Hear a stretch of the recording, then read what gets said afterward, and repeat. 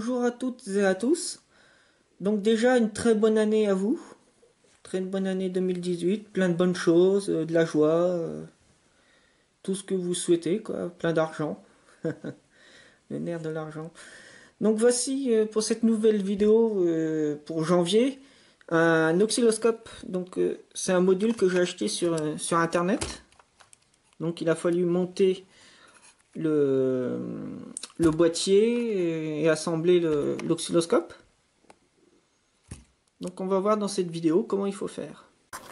Donc ça directement je vais aller mettre sur une alimentation par exemple avec les pinces et on connecte comme ça, ou alors on peut mettre une sonde aussi à la place.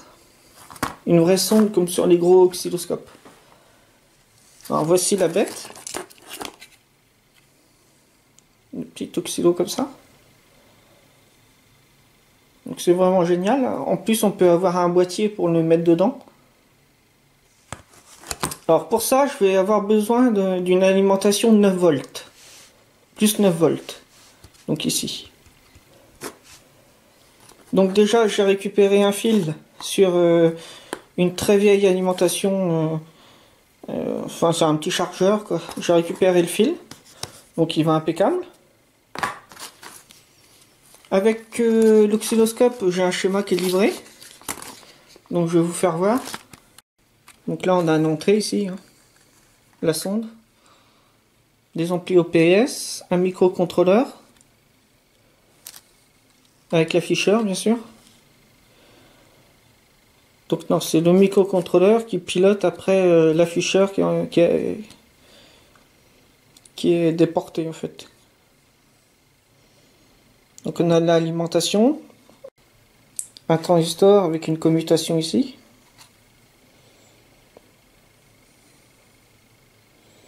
Là on a encore un régulateur pour avoir du 3,3 volts. Là on a 5 volts. Donc ça c'est la prise électrique ici. Donc où je connecte mon jack comme ça. Donc on arrive là. Une diode. Un condensateur, il sert à lisser la tension. Le régulateur, voilà. Donc en fait avec ça on fabrique à moins 5 volts. Grâce à ce montage là. Donc voilà pour le schéma. Pour l'instant, comme j'ai pas fait de montage, je vais utiliser cette alimentation là. Donc je vais la régler sur plus 9 volts pour pouvoir allumer l'oscilloscope. Donc voilà, j'ai raccordé mon jack sur mon alimentation que j'ai réglé à plus 9 volts. Ça, c'est ce qui va me servir, c'est à la place de la sonde. Donc je vais le mettre en route déjà. Alors le trait que vous voyez, le trait que vous apercevez, c'est parce que j'ai pas enlevé le petit truc de protection qui se trouve. Non, il se trouve où pour l'enlever? Oui, c'est bien ça, ici. Hop, on soulève et on l'enlève. Donc il n'y aura pas le trait après une fois que je l'aurai mis dans un boîtier. Donc là, je vais mettre je fais comme si j'avais une tension à tester. Donc hop, j'ai mis. Donc on a 5. Alors on est à combien de divisions? On est à 9 volts au 26. Donc alors maintenant pour ce petit oscilloscope, je vais avoir besoin d'une alimentation plus 9 volts. Donc on peut acheter ça tout préfet, hein, mais moi je préfère le faire moi-même. Donc je me suis intéressé au chargeur sur les prises allume-cigare de voiture. Donc j'en ai démonté un. Et donc c'est le fameux... Ah, on est à l'envers, excusez-moi. C'est le MC34063. Donc ça y est, c'est un classique. On peut faire soit un régulateur de tension, ou on peut également élever la tension.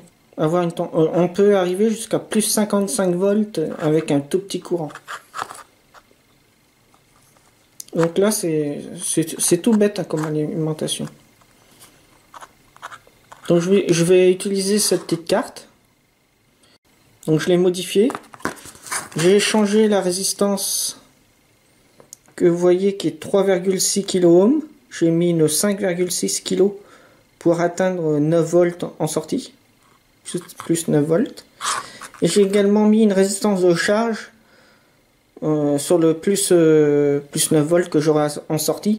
Donc la résistance de charge que j'ai mis de 1 kΩ, c'est pour bouffer le courant lorsque mon alimentation ne sera reliée à rien, qu'elle sera à vide. Donc c'est tout simple. Le fabricant a mis un fil rouge ici qui s'en va sur le moins du condensateur. Donc là, ça c'est la masse, hein, c'est le fil. Normalement c'est un fil noir qu'on met. Et le plus 12 volts, en fait, il se fait ici sur le ressort. Donc plus 14 volts, on est sur une voiture plutôt. Voici le schéma du montage.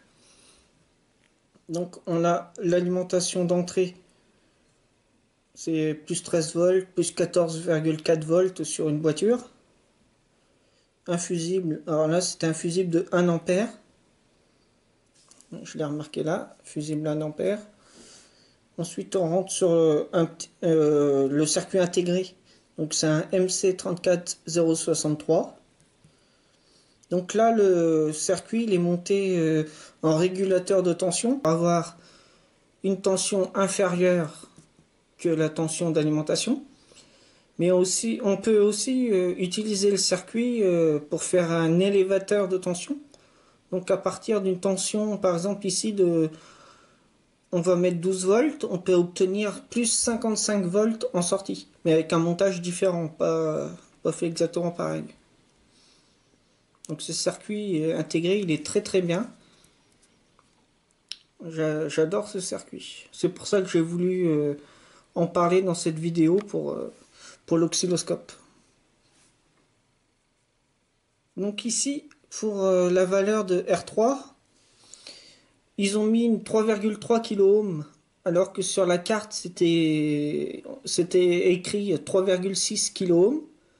Donc là 3,6, 3,3 à 300 ohms près, c'est pas très méchant, donc c'est pour ça qu'il fonctionnait comme il faut. Moi j'ai remplacé cette résistance R3 par une résistance de 5,6 kΩ pour obtenir plus 9 volts en sortie. Parce qu'avec la R3 qui est égale à 3,3 kΩ, j'avais un plus 5 volts en sortie. Et moi, comme je voulais une tension plus élevée, j'ai augmenté la valeur de la résistance R3. R2 ne bouge pas. Elle reste à la même valeur. C'est 1 kΩ.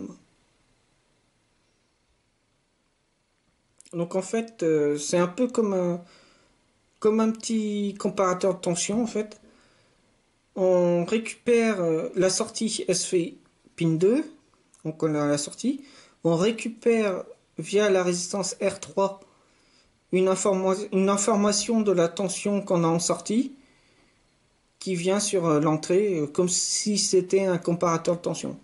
Et on a R2 également. Je ne sais pas si vous voyez. Alors, par exemple, vous imaginez un comparateur de tension, il y a une entrée plus, une entrée moins. Et ben, on a une entrée qui va être avec une résistance R2 de 1 kΩ qui sera reliée au plus 12 volts de l'alimentation. Donc ça ne varie pas. Par contre, on a une autre résistance sur l'autre patte, sur l'autre entrée, une autre résistance de 5,6 kΩ. Et si on a une tension de 12 volts en sortie, avec une alimentation de 15 volts en entrée, il y a un rapport qui se fait. Donc si ma tension de 12 volts par exemple descend à 9 volts, mon comparateur va conduire plus longtemps pour pouvoir augmenter la tension, et vice versa. Si je suis au-dessus, si j'obtiens les 14 volts au lieu d'avoir 12 volts, et ben, mon comparateur de tension il va diminuer le cycle pour pouvoir avoir moins de tension en sortie. C'est un peu la même chose.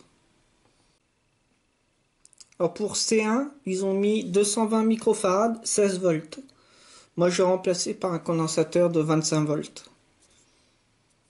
Par prudence, parce que sur une batterie, si on peut monter à 14,4 volts, Et là 16 volts max, ça fait une toute petite différence de 2 volts, même pas 2 volts. Et on est vite à la tension maximum du condensateur, donc j'ai préféré mettre un 25 volts à la place. On peut très bien changer la valeur, donc au lieu de 220 microfarads, on peut mettre un 470 microfarads par exemple ici. On peut tout à fait. Pour C2, ils ont mis un 100 microfarads, on va laisser un 100 microfarads. Celui-là, on va le laisser. On a la self L1. Donc, j'ai pas la valeur de la self. C'est dommage, mais... Donc, voilà comment ça fonctionne. En indicateur de fonctionnement, on a une petite LED qui s'allume. Donc, c'est une LED verte, il me semble. Une LED verte reliée, alors, la cathode qui est reliée à la masse, et l'anode qui est reliée à R4, qui est ensuite reliée à la tension de sortie. Et là, pour R4, ils ont mis 1 kΩ, 1 huitième de watt. On n'a pas besoin que la LED s'éclaire vraiment très forte. Donc avec 1 kΩ, ça suffit largement. Que je sois à 5 volts ou à 9 volts en sortie, je vais laisser la résistance de 1 kΩ. Donc je fais le raccordement. Alors maintenant, je mets sous tension. Donc mon oscilloscope, il démarre. C'est vraiment génial. Donc l'alimentation est faite là. Il n'y a plus à chercher. Donc on peut percevoir qu'il y a 5 volts par division. Donc une division, c'est un carreau. Donc au-dessus, on est à 10 volts. Donc je suis entre 5 et 10 volts. Alors exactement, je suis à 8 volts. 8,05 volts. Donc c'est super pour alimenter notre oscilloscope. Alors maintenant, je vais faire le branchement pour mettre l'alimentation directement sur le fil qui alimente l'oscilloscope.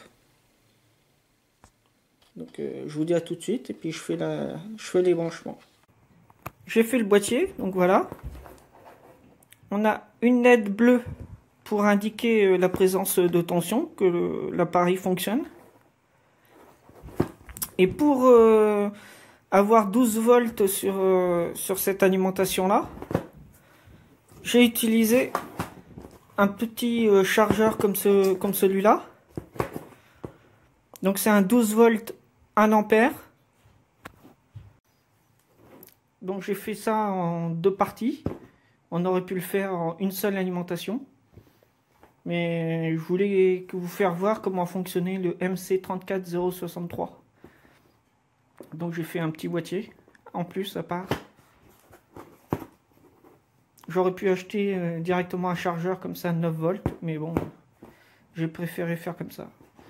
Comme ça permet de faire un peu d'électronique et pas acheter des trucs tout préfaits. Bon, c'est marqué DC 1 ampère, on n'aura jamais 1 ampère en sortie. Parce que la diode, j'ai changé la diode justement. Parce que la diode de redressement, c'est une AN4007 qu'ils ont mis à la place. Et moi, j'ai mis une diode SR34 ou 36, c'est comme vous voulez. Donc la diode est là, je l'ai remplacée. Comme ça, je vais espérer avoir vraiment un peu plus que ce que j'aurais dû avoir normalement. Donc je vais couper les pattes et je vais mettre tout ça dans le boîtier.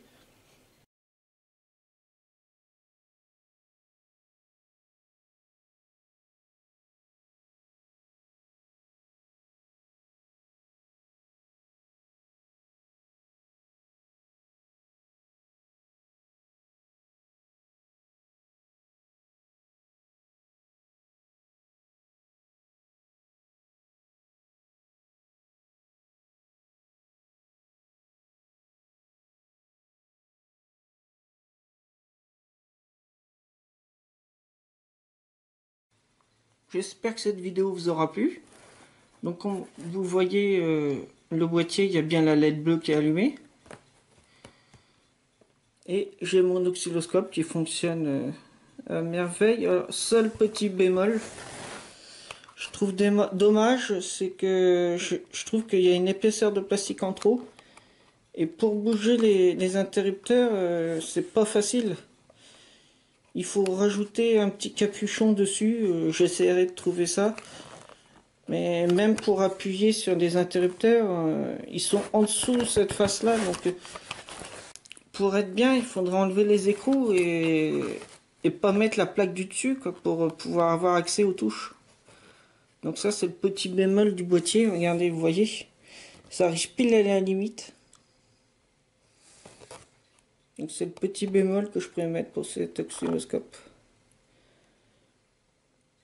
Bon, par contre, ça dépanne très bien, ça évite de prendre le gros oscillo pour quand on veut vérifier une tension d'alimentation ou autre. Donc voilà. J'espère que cette vidéo vous aura plu. N'hésitez pas à mettre un j'aime si vous avez aimé la vidéo, bien sûr. Si vous n'avez pas aimé, mettez un petit commentaire quand même, ça peut servir, même si c'est négatif.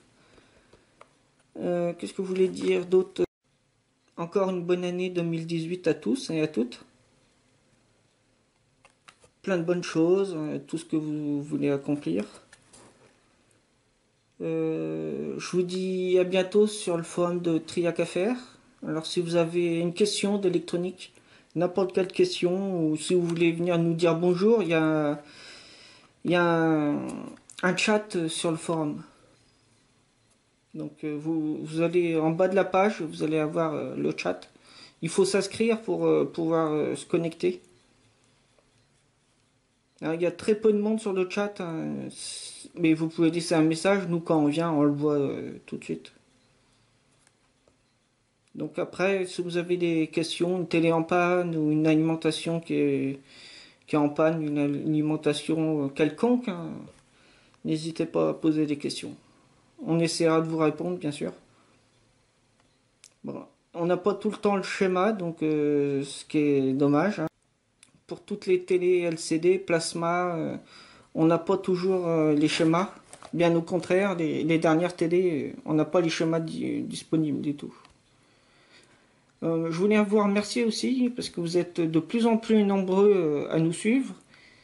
Et à l'heure où je vous parle tout de suite, là, vous êtes 966 membres à nous suivre sur la page YouTube.